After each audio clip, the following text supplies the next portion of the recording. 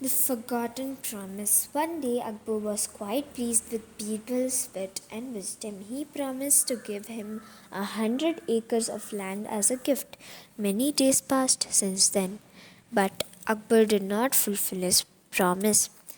Birbal would often remind Akbar of his promise, but Akbar always ignored that topic. He would turn his head and look in another direction and pretended as if he had not heard it.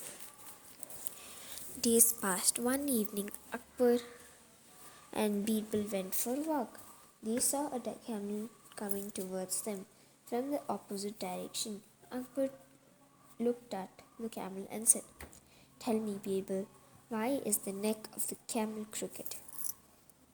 Birbal said, "Your Majesty, the camel was an emperor in this last birth. One day he was so pleased with the Wazir that he promised to give him 100 acres of land as a gift." Akbar was interested in the story and then said, "Well, what happened then?"